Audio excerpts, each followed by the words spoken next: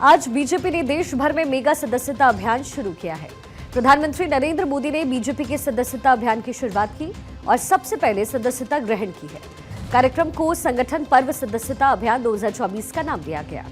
BJP के केंद्रीय कार्यालय में आयोजित कार्यक्रम में पार्टी के राष्ट्रीय अध्यक्ष और केंद्रीय मंत्री जेपी नड्डा ने प्रधानमंत्री नरेंद्र मोदी को पार्टी का पहला सदस्य बनाकर अपने अभियान की शुरुआत की। प्रधानमंत्री नरेंद्र मोदी ने पार्टी के टोल फ्री नंबर पर मिस्ड कॉल के जरिए फिर से बीजेपी की सदस्यता ली। बीजेपी ने इस बार 10 करोड़ नए सदस्य बनाने का लक्ष्य रखा है। बीजेपी दुनिया की सबसे बड़ी पार्टी होने का दावा करती है और कहती है कि उसके 17 करोड़ से अधिक सदस्य इस समय हैं। 2014 में जब बीजेपी ने सदस्यता अभियान चलाया तब पार्टी ने 11 करोड़ से अधिक सदस्य अपने साथ जोड़े और ये तकरीबन 6 महीने तक चलता रहा।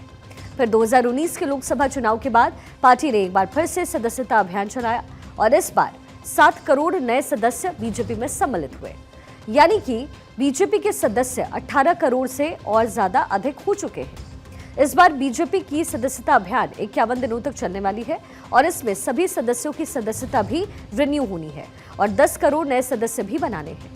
अहम बात यहाँ ये है कि ये सब काम पार्टी को 51 दिन के अंदर ही करना है। बीजेपी ने सदस्यता अभियान ऑनलाइन और ऑफलाइन दोनों मोड में शुरू किया है। ऑनलाइन मोड में मिस्ड कॉल, नमो ऐप, वेबसाइट और क्यूआर कोड स्कैन करके कोई भी पार्टी का सदस्य बन सकता है। एक बार जिसने सदस्यता ले ली वो 6 साल तक पार्टी का सदस्य रहेगा और उसके बाद फिर से सदस्यता रिन्यूअल की जाती है। इस बार बीजेपी का लक्ष्य 10 करोड़ नए सदस्य बनाने का है और अगर पार्टी इसमें सफल हो पाती है तो उसके सदस्य 28 करोड़ तक पहुंच जाएंगे। इस मौके पर प्रधानमंत्री मोदी ने कहा है कि देशवासियों की आकांक्षाओं की उड़ान को नई ऊंचाई देने के लिए हम कृत संकल्प हैं और राष्ट्रीय सदस्यता अभियान 2024 का शुभारंभ करते हुए मुझे बहुत गर्व का अनुभव हो रहा है। उस जनसंघ के जमाने में बड़े उत्साह के साथ अपने कार्यकर्ता दीवारों पर दीपक, उस समय जनसंघ का निशाना था, उसको पेंट करते थे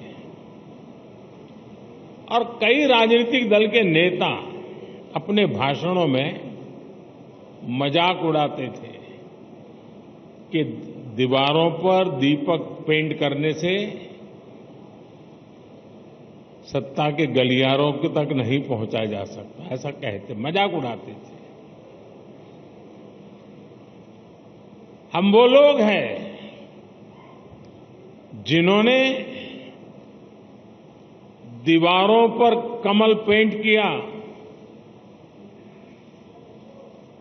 लेकिन इतनी श्रद्धा से पेंट किया कि विश्वास था ये दीवारों पर पेंट किया हुआ कमल कभी न कभी तो दिलों पर भी पेंट हो जाएगा। मुझे याद है करीब 50 साल पहले की बात होगी, जनसंघ के लोग अहमदाबाद में सत्याग्रह कर रहे थे और एक अपनी कार्यकर्ता बहन जो जेल गई थी, करीब करीब 1 महिला लोग सब जेल में रहे थे सिर्फ आंदोलन करने के लिए,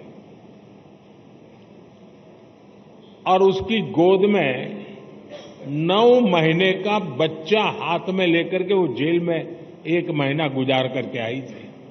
ऐसे जुल्म सहकर के ये पार्टी यहां पहुंची है और ये जुल्म करने वाले लोग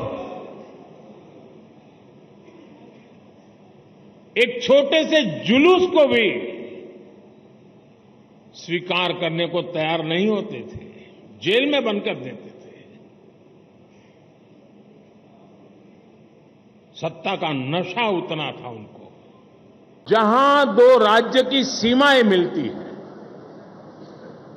क्या अभी से प्लान कर सकते हैं कि उन 2 राज्य की सीमा पर डेट निश्चित करके, मान लीजिए महाराष्ट्र और गुजरात की सीमाएं मिलती है तो महाराष्ट्र के कार्यकर्ता उनकी सीमा पे आएंगे, गुजरात के कार्यकर्ता उस दिन उनकी सीमा पर जाएंगे और एक सीमा पर उनके गांव इसके गांव साथ मिलकर के मेंबरशिप बनाएंगे। महाराष्ट्र का गांव होगा, वहां गुजरात के लोग भी नजर आएंगे, गुजरात का गांव होगा, महाराष्ट्र के लोग नजर आएंगे और उस स्टेट के बॉर्डर के सभी गांवों को मैं कवर कर सकता हूं। जब मैं कहता हूं एक भारत श्रेष्ठ भारत, मेरे एक भारत श्रेष्ठ भारत की ये जो रेखाएं बनी हुई है नक्शे पर, मेंबरशिप के द्वारा मैं महाराष्ट्र के गांव को, गुजरात के गांव को, वहां के दिलों को जोड़ने के लिए मैं मेरा कमल खिला सकता हूं क्या? और इसलिए मैं कहता हूं साथियों, ये सदस्यता अभियान मेरे देश का सामर्थ्य बढ़ाने के लिए है।